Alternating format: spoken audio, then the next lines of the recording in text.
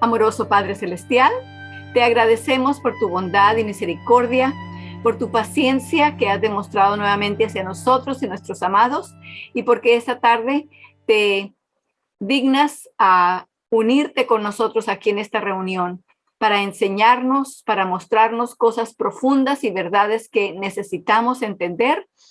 Y te agradecemos también que tu Espíritu Santo está listo para darnos lo que necesitamos, la sabiduría, el discernimiento celestial, y para después ayudarnos a recordar las cosas que hemos aprendido. Gracias, Señor, por suplirlo todo. En el nombre de Jesús. Amén. Vamos a comenzar entonces con los versículos de memoria. Como hemos estado haciendo últimamente, repasamos algunas secciones de ellos. Esta noche comenzamos con los primeros tres. Juan 15:5, que creo que es uno que se lo deben saber bastante bien, porque ya llevamos bastantes meses repasándolo. Yo soy la vid, vosotros los pámpanos. El que está en mí y yo en él, este lleva mucho fruto, porque sin mí nada podéis hacer. El que le sigue a ese es de Juan 5:30, y es Jesús quien habla y nos demuestra allí cómo tiene la misma situación que nosotros afrontamos, ¿verdad? No puedo yo de mí mismo hacer nada. Juan 5:30. Como oigo, juzgo y mi juicio es justo. ¿Por qué? Porque no busco mi voluntad, sino la voluntad del que me envió, del Padre. Luego le sigue Romanos 5:20, y habla de la ley y de la gracia. Y la ley entró para que el pecado abundase. O sea, para que nos diéramos cuenta de cuánto pecado tenemos y no nos damos cuenta de él a menos que la ley nos lo muestre, ¿verdad? Comenzamos otra vez y la ley entró para que el pecado abundase. Pero cuando el pecado abundó, sobreabundó la gracia. Gloria al Señor por eso. Ahora entonces vamos a pasar a los que están refiriéndose al santuario, y comienzan esos con Éxodo 25:8. Y hacerme han un santuario y yo habitaré entre ellos. Muy bien, allí veo que van repitiendo varios de ustedes. Gloria a Dios por eso. Luego, primera de Juan 1:9. Si confesamos nuestros pecados, Él es fiel y justo para perdonar nuestros pecados y limpiarnos de toda, no de una parte, sino de toda maldad. Gloria a Dios por eso también. Luego le sigue Salmo 68:24. ¿Vieron tus caminos, oh Dios? Los caminos de mi Dios, de mi Rey, en el santuario.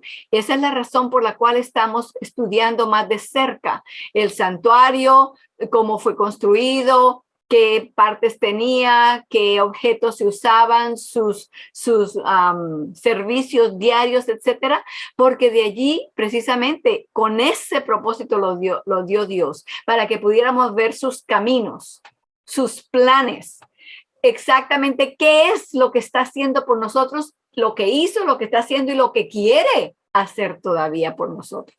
Allí lo vemos claramente. Luego el que le sigue a ese es de Salmo 85:10. Dice, la misericordia y la verdad se encontraron. La justicia y la paz se besaron. Esto representa allí lo que el carácter de Dios es. Él no se tira todo para el lado de misericordia, ni todo para el lado de justicia, ¿verdad? Sino que tiene un balance en su carácter. Y ese es el carácter que Él quiere poner en nosotros, si se lo permitimos. Entonces, con esto en mente, vamos a pasar ahora al estudio de esta noche. Este es la fachada del principio de nuestro estudio.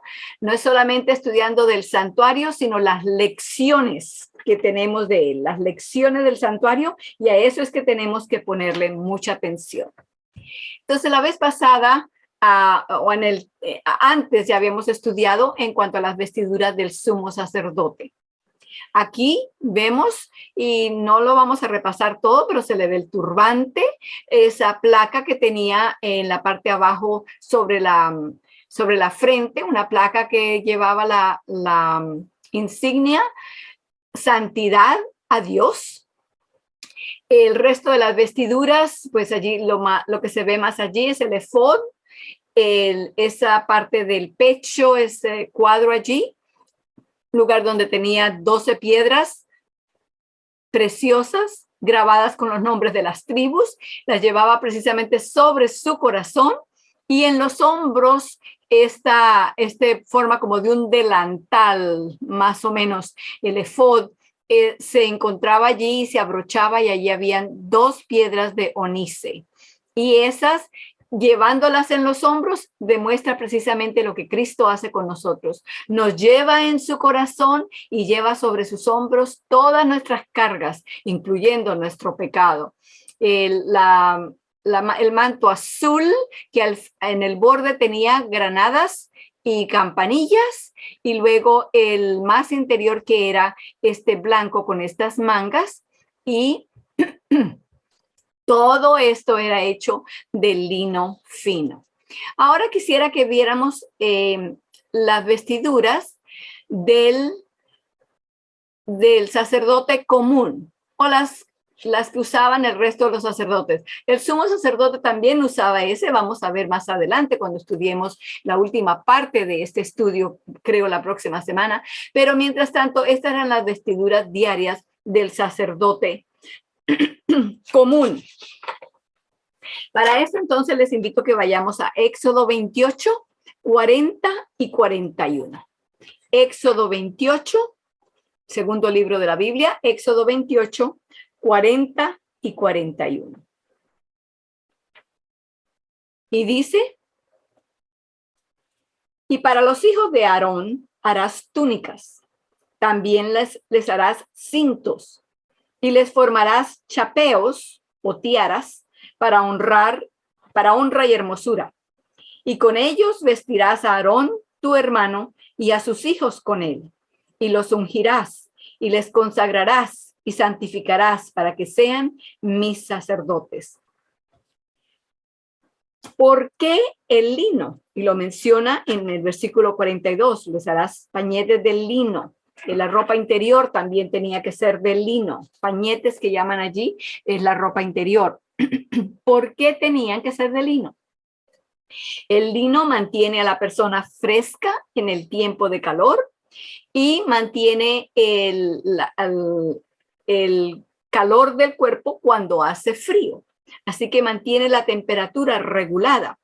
Vayamos a Ezequiel, no pierdan a Éxodo porque vamos a regresar allí varias veces esta noche, pero vamos a Ezequiel en el libro, todavía en el Antiguo Testamento, después de Salmos, después de Isaías y Jeremías, luego allí cerca está Ezequiel. Es un libro largo, así que no creo que lo pasarán muy fácil. Vamos al capítulo 44, versículos 17 y 18. 44, 17 y 18. Y dice: y será que cuando entraren por las puertas del atrio interior, se vestirán de vestimentas de lino. No asentará sobre ellas lana cuando ministraren en la puerta del atrio de adentro y en el interior. Tiaras de lino tendrán en sus cabezas y pañetes o ropa interior de lino en sus lomos. No se ceñirán para sudar. Así que la razón era, Dios no quería que los sacerdotes en su ministerio diario fueran a sudar. ¿Por qué no? En uno de los comentarios que leí, pues habla de que la actividad bacterial se multiplica más rápidamente cuando hay sudor sobre la piel. Entonces Dios quería mantener la higiene y la salud de los ministros que ministraban al pueblo espiritualmente en buena salud, en buen estado, para que fueran, no solamente estuvieran listos para el servicio, sino que fueran también un ejemplo. En otro de los comentarios que leí, la persona dijo: Dios inventó la ropa interior. Parece un comentario jocoso, sin embargo, nos enseña y nos recuerda de que Dios lo inventó todo. Dios lo inventó todo y siempre con el mejor de los motivos. Ahora, ¿quiénes eran los sacerdotes? Regresemos nuevamente al Éxodo, capítulo 28, y vamos a leer el versículo 1. Ya lo escuchamos mencionado en uno de los que leímos esta noche, y dice, y tú allega a ti a Aarón, tu hermano, y a sus hijos consigo, de entre los hijos de Israel, para que sean mis sacerdotes. Aarón, Nadab y Abiú, Eleazar e Itamar, hijos de Aarón. Entonces, los hijos y los descendientes de Aarón son los que se escogieron. No los escogió el pueblo, los escogió Dios. Él fue el que le dijo a Moisés, estos son los que vas a ungir para ser los sacerdotes. Vayamos a Levítico capítulo 21. Génesis, Éxodo, Levítico. Así que Levítico está enseguida después de Éxodo. Capítulo 21, versículos 17 al 23. Otras instrucciones en cuanto a los sacerdotes. Levítico 21, 17 al 23. Habla a Aarón y dile, el varón de tu simiente en sus generaciones, en el cual hubiere falta, no se allegará para ofrecer el pan de su Dios. ¿De qué falta habla aquí? Sigamos leyendo. Porque ningún varón en el cual hubiere falta se allegará. Varón ciego, o cojo, o falto, o sobrado, o varón en el cual hubiere quebradura de pie, o rotura de mano, o corcovado, o lagañoso, o que tuviere nube en el ojo, o que tenga sarna o empeine, o con pañón relajado, ningún varón de la simiente de Aarón, sacerdote, en el cual hubiere falta, se hallará para ofrecer las ofrendas encendidas de Jehová. Hay falta en él, en otras palabras, hay defecto en él. No se allegará a ofrecer el pan de Dios. El pan de Dios de lo muy santo y las cosas santificadas comerá. Así que la persona no se allegaba a ofrecerlas, pero participaba, tenía el sustento que tenían el resto de los sacerdotes, ¿verdad? Versículo 23. Empero no entrará del velo adentro, ni se allegará al altar, por cuanto hay falta o defecto en él, y no profanará mi santuario, porque yo, Jehová, soy el que lo santifico. Levítico 1:3 también habla de esto, y antes de que comentemos en cuanto a esto, vamos a leer en Levítico 1, versículo 3. Dice, si su ofrenda fuere holocausto de vacas, macho sin tacha lo ofrecerá. De su voluntad lo ofrecerá a la puerta del tabernáculo del testimonio delante de Jehová. Entonces, ni los sacerdotes podían tener defectos, ni los animales que se traían como ofrenda o como sacrificio, tampoco esos podían ni debían tener ningún defecto. Noten que allí Dios nunca dijo que no podían ser salvos, ni que debían matar a esas personas que tenían esos defectos. No, pero dijo, no podrán servir como sacerdotes. Para entender esto un poco mejor, vamos a Primera de Pedro. Primera de Pedro está bien cerca del Apocalipsis.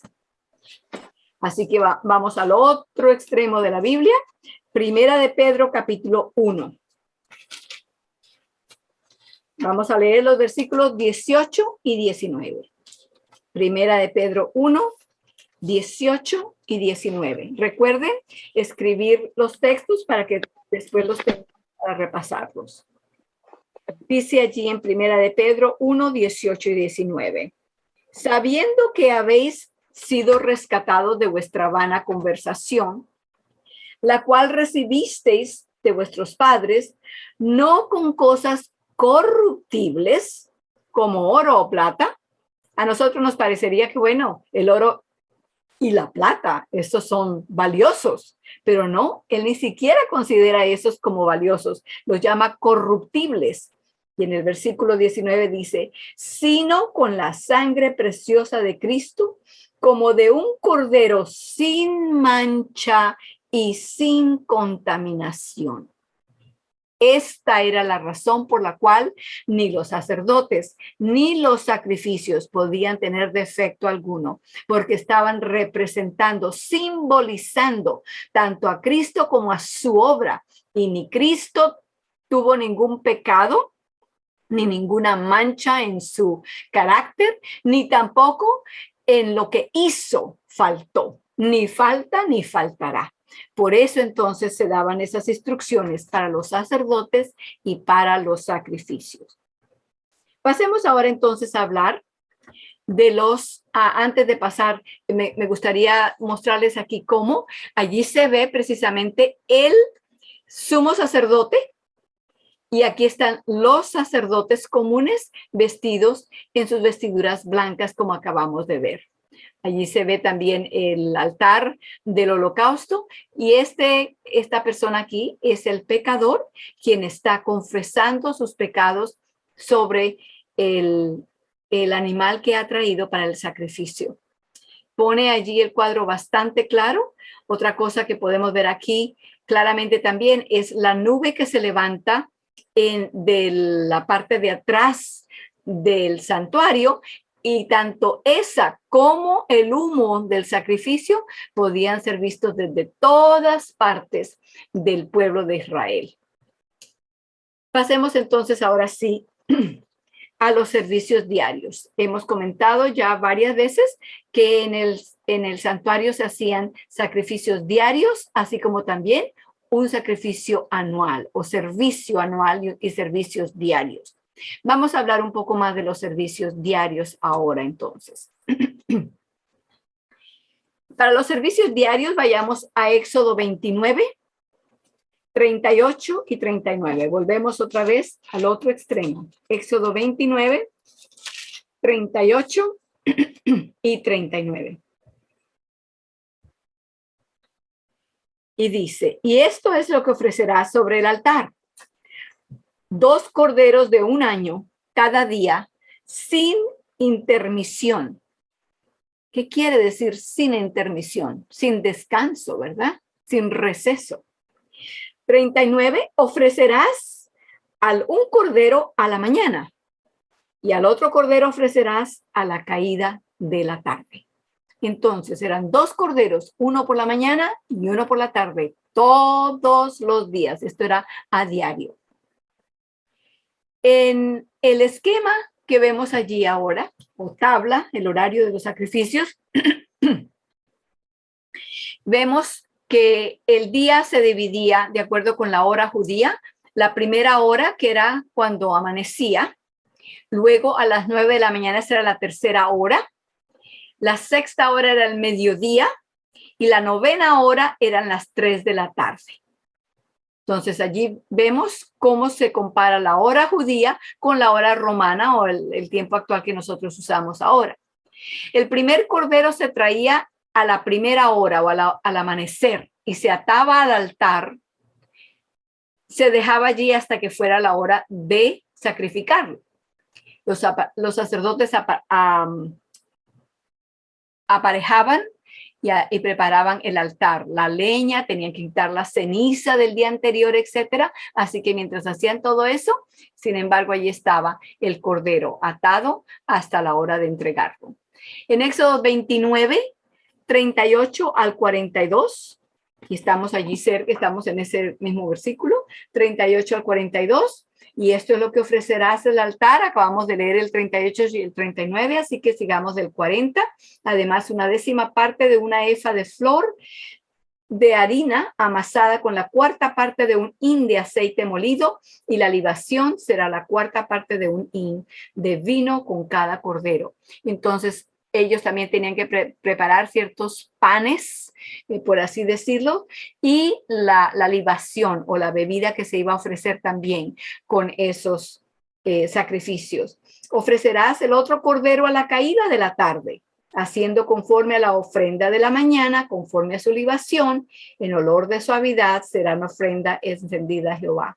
Este será holocausto continuo. Me gustaría animarlos a que subrayen o le pongan color o un círculo o algo a la palabra allí continuo, porque esto se va a hacer muy importante, no solamente para ellos en ese tiempo, sino aún para nosotros hoy. Holocausto continuo por vuestras generaciones a la puerta del tabernáculo del testimonio delante de Jehová, en el cual me concertaré con vosotros para hablaros allí. A la tercera hora, o sea, a las 9 de la mañana, el primer cordero era sacrificado. Después de la cruz, ya cuando los cristianos no entregaban ya corderos, ni sacrificaban ni nada, entonces durante esta hora era la primera hora de la oración. A esa hora se abrían las puertas del templo. En Hechos 2:15 leemos de los apóstoles y allí se presenta esta hora. Hechos 2:15. Dice, me falta una página aquí. Ahora sí. Porque estos no están borrachos. Esto fue el día que vino el Pentecostés, la lluvia del Espíritu Santo, la lluvia temprana. Y ellos pensaban que era que los discípulos estaban borrachos y que por eso estaban actuando como estaban actuando. Entonces les dice alguien, estos no están borrachos como vosotros pensáis, siendo la hora tercia del día. En otras palabras, el argumento era, está muy temprano, son apenas las 9 de la mañana para que ustedes vengan a decir que estos están borrachos. Allí se menciona entonces la hora tercera o tercia. La sexta hora, a la hora sexta, entonces era la hora del mediodía, se traía el cordero y se ataba al altar, el que iba a ser ofrecido para la tarde, y la hora del mediodía era la segunda hora de la oración. En Hechos 10, versículo 9, nuevamente vemos a los discípulos después de que Cristo regresó y ellos ya quedaron compartiendo el evangelio, que era lo que hacían a esa hora. Hechos 10, versículo 9. Al día siguiente, yendo ellos su camino y llegando cerca de la ciudad, Pedro subió a la azotea a orar cerca de la hora sexta, o sea, cerca de la hora del mediodía. Luego venía la novena hora, que era cuando el segundo cordero era sacrificado. Las 3 de la tarde era la tercera hora de oración. Y en Hechos 3:1 hallamos mención de ella. 3:1. Pedro y Juan subían juntos al templo a la hora de oración, la de nona o la novena hora, las 3 de la tarde. Entonces, este era el horario de los sacrificios diarios en el santuario. Además de esto, podemos ir a Mateo 27 porque allí vamos a ver algunas de las aplicaciones de lo que estas horas significaban. Mateo capítulo 27, vamos a comenzar con el versículo 45. Mateo 27, 45, 46 y 50. Y dice, y desde la hora de sexta, la estamos mirando allí todavía en esta tabla, ¿verdad? O sea, al mediodía. Y desde la hora de sexta fueron tinieblas sobre toda la tierra hasta la hora de nona. O sea, desde el mediodía hasta las 3 de la tarde. Y está allí refiriéndose al día de la crucifixión de Cristo, que hubo oscuridad desde el mediodía hasta las 3 de la tarde. Versículo 46. Y cerca de la hora de nona. La hora de nona son las 3 de la tarde. Recuerden, esa era la hora del sacrificio de la tarde. ¿Qué sucedió? Cerca de la hora de nona, Jesús exclamó con gran voz diciendo, Elí, Elí, lama sabactani. Esto es, Dios mío, ¿por qué me has desamparado? Allí sigue el resto de lo que Jesús dijo después de eso y yendo al versículo 50 leemos. Mas Jesús, habiendo otra vez exclamado con gran voz, dio el espíritu. Murió a las 3 de la tarde, a la hora novena, precisamente a la hora que el cordero de la tarde se ofrecía y era sacrificado. No hubo necesidad ya de ese cordero ese día. El cordero de Dios había tomado el lugar del símbolo que lo había señalado durante todos esos siglos. En Levítico 6, versículo 9, vamos a encontrar nuevamente una palabra que les he mencionado que sería bueno que la subrayaran. Levítico, capítulo 6, versículo 9. 6:9. Dice: manda a Aarón y a sus hijos diciendo: esta es la ley del holocausto. Es holocausto porque se quema sobre el altar toda la noche hasta la mañana, y el fuego del altar arderá con él. Esto está hablando allí de la cantidad de tiempo en la que dura. Les dije antes que le hicieran un círculo o subrayaran a la palabra continua. La palabra que se usa allí para designar el hecho de que el holocausto que se quemaba durante toda la noche, ese espacio de tiempo, en hebreo usan la palabra tamid, T-A-M-I-D, tamid. Es una palabra que quiere decir diario, perpetuo, continuo, continuamente, duradero. Se fijan que esa palabra lleva en todos sus sinónimos, lleva ese significado de continuar, de seguir. No cesa, como leímos antes, que no debía haber intermedio, ¿verdad? Intermisión. No había receso en los sacrificios. El de la mañana quemaba hasta el de la tarde. El de la tarde quemaba hasta por la mañana. Éxodo 29, 41 y 42. Allí está lo que leímos hace un rato, pero para énfasis quiero que lo volvamos a leer.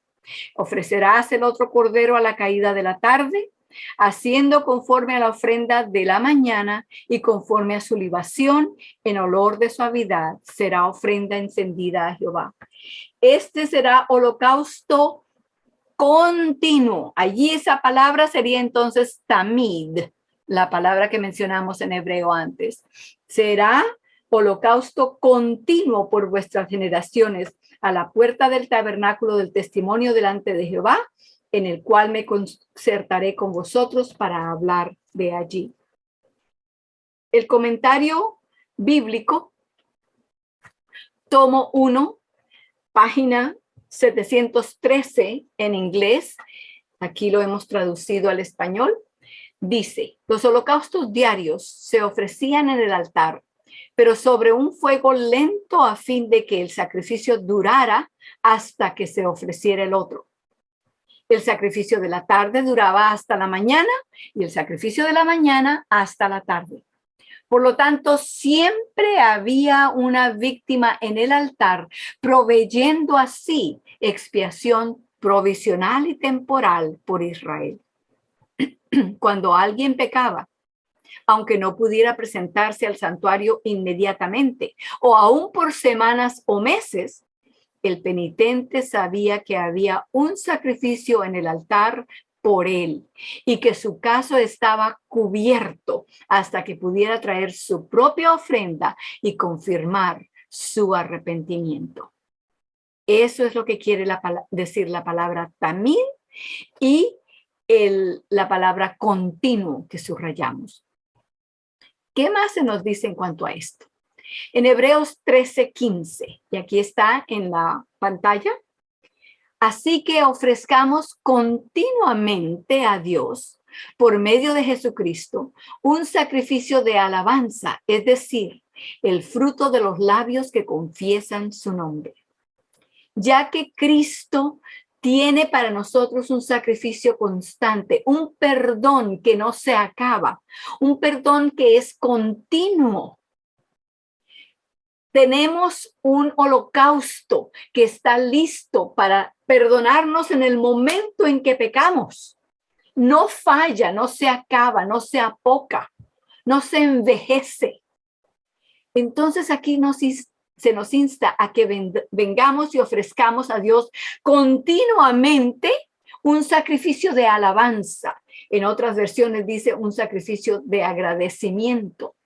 Y si verdad entendemos y comprendemos el hecho de la grandiosidad en que Dios nos dé un sacrificio continuo para cubrir nuestros pecados, entonces tendremos un sacrificio de alabanza, palabras y un corazón lleno de agradecimiento hacia Dios por lo que Él provee continuamente para nosotros.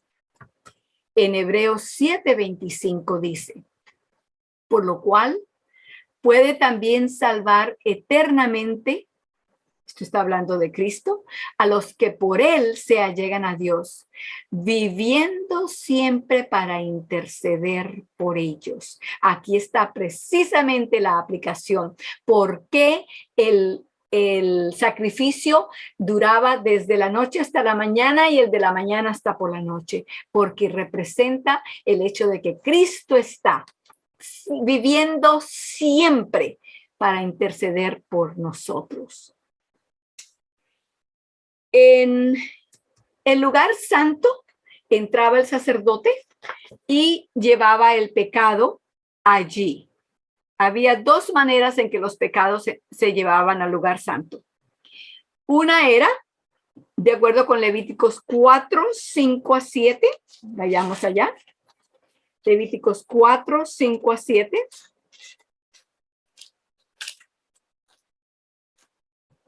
Dice, y el sacerdote ungido tomará de la sangre del becerro y la traerá al tabernáculo del testimonio, o sea, lo que estamos viendo allí, el lugar santo.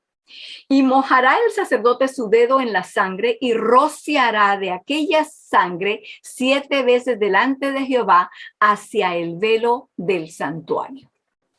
Entonces, una manera era que se traía la sangre del cordero que se estaba dando o de la ofrenda que se estaba dando por el pecado. Entonces, la sangre de ese cordero se traía y se rociaba. La otra forma está en Levíticos 6:25 y 26. Y dice, habla a Aarón y a sus hijos diciendo, esta es la ley de la expiación. En el lugar donde será degollado el holocausto, será degollada la expiación por el pecado delante de Jehová. Es cosa santísima. El sacerdote que la ofreciere por expiación, la comerá. En el lugar santo será comida, en el atrio del tabernáculo del testimonio. Entonces, las dos maneras en que el pecado era llevado, trasladado de afuera del atrio, del lugar del holocausto, del altar, adentro, era porque o traían la sangre para rociarla o traían la carne para comerla dentro del lugar santo. Además de rociar la sangre o de comer el sacrificio de los servicios diarios en el lugar santo, también se incluía a diario mantener encendido el candelero y sus 7 brazos. Esto representando a Jesús como la luz del mundo.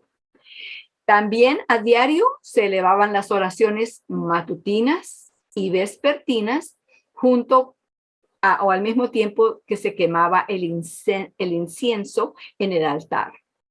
Esto representa a Jesús intercediendo por nosotros. También representa la obra del Espíritu Santo, quien presenta nuestras oraciones ante el trono de la gracia. Aquí vemos el santuario abierto, se puede ver la parte de adentro, pero también se ve el atrio. quiero que notemos lo siguiente. Ya se habrán dado cuenta ustedes por lo que hemos hablado, pero quiero hacer énfasis en esto. Lo que se ofrecía aquí en el altar de sacrificio y se llevaba adentro, sea por sangre o sea por la carne que se iba a comer dentro del santuario, se llevaba a esta sección hasta esta cortina. Allí vemos al sumo sacerdote frente al altar del incienso, elevando oraciones, poniendo el incienso, y puede que también esté poniendo algo de la sangre en los, rociándola, muchos de los otros oficios que tenían, pero era una ronda continua en que el sacerdote llegaba aquí y de allí terminaba de hacer lo que estaba haciendo y otra vez salía.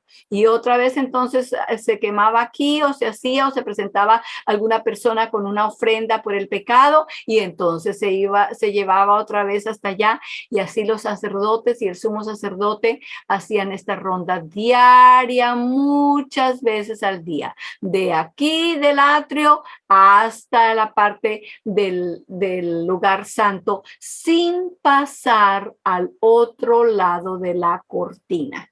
Lo único que pasaba de aquí hasta allá era el humo, el incienso que subía, y por encima de la cortina pasaba al lugar santísimo. Pero ninguna persona, ni el sumo sacerdote siquiera, pasaban durante el año, durante los servicios diarios del atrio hasta acá en el lugar santo, pero de allí para adelante no pasaban, no entraban. La confesión y el perdón del sacrificio, que es representada a diario, y así la tenemos a diario de parte de Cristo hoy también. Su sacrificio sigue cubriendo nuestro pecado y trayendo el perdón para nuestras vidas, porque de no ser así, cada uno de nosotros caeríamos muertos en el momento en que pecáramos, pero su sacrificio sigue cubriendo por nosotros y nos da la vida diaria. La transferencia de la culpabilidad y la penalidad de la muerte y de la víctima que representaba a Jesús. Esto también ocurría a diario aquí en el atrio. Todavía ocurre a diario, porque nuestros pecados, cuando nosotros los confesamos, son pasados a Cristo, porque Él ya los llevó, Él los pagó, son de Él. Así que cuando los confesamos, dejan de ser nuestros y pasan a ser de Cristo, porque Él los pagó. Él pagó con su propia sangre por ellos. También el sacerdote, luego de transferir el pecado al lugar santo, salía nuevamente y, como dijimos antes, no había nada, no sucedía nada en el segundo compartimento del santuario, sino una vez al año. Entonces, nuevamente tenemos el recordatorio aquí. Los servicios diarios fue los que terminamos de demostrar esta noche. Para la próxima vez, entonces, hablaremos del servicio anual. Una sola vez al año se llevaba a cabo y solamente el sumo sacerdote tenía parte en él. Les voy a pedir, por favor, de que la próxima semana entren tan temprano como puedan. Comenzaremos a las 7, pero estén allí antes, con eso si tienen algún problema técnico o de cualquier otra razón, el Wi-Fi o la internet se les caiga o algo, que puedan arreglarlo antes de la hora en que comenzamos, porque la presentación va a ser casi completa para el tiempo que tenemos. Entonces les agradecería que estuvieran a tiempo. Inviten a otros también. Es algo que es tocante no solamente para los miembros del pueblo de Israel antiguo, sino pero muy importante para nosotros como parte del pueblo Israel espiritual de este tiempo. Necesitamos saberlo porque tiene que ver con nosotros. Entonces, haciendo lo que Hebreos nos instó que hiciéramos, que tuviéramos un sacrificio de agradecimiento de alabanza constantemente, postrémonos de rodillas entonces para agradecerle a Dios por la ilustración de lo que Cristo está haciendo por nosotros. Oremos. Amoroso Padre eterno, cuando nos detenemos a pensar, analizar y a entender más profundamente lo que tú has hecho por nosotros, lo que estás haciendo y los planes tan magníficos que tiene para cada uno de tus hijos, para cada ser humano, Señor, verdaderamente no podemos hacer más que agradecerte. Te pedimos una cosa más, de que ese agradecimiento que sentimos cuando nos damos cuenta de lo que haces por nosotros, se convierta no solamente en palabras que salgan de nuestros labios, sino que sea un agradecimiento profundo, completo, de manera que nuestra vida, nuestras acciones, nuestras decisiones demuestren ese agradecimiento que sentimos por lo que tú has hecho por nosotros. Ayúdanos, Señor, para que podamos representarlo a otros, de manera que ellos también lleguen al conocimiento de todo lo que Cristo ya ha hecho por ellos, antes de que ellos se den cuenta que lo necesitan. Y gracias, Señor, nuevamente por recordárnoslo y por habernos dado esta ilustración tan fiel, tan viva de lo que Cristo quiere hacer en nuestros corazones y quiere prepararnos para que podamos vivir con Él para siempre. Te lo agradecemos de todo corazón en el nombre de Cristo Jesús. Amén.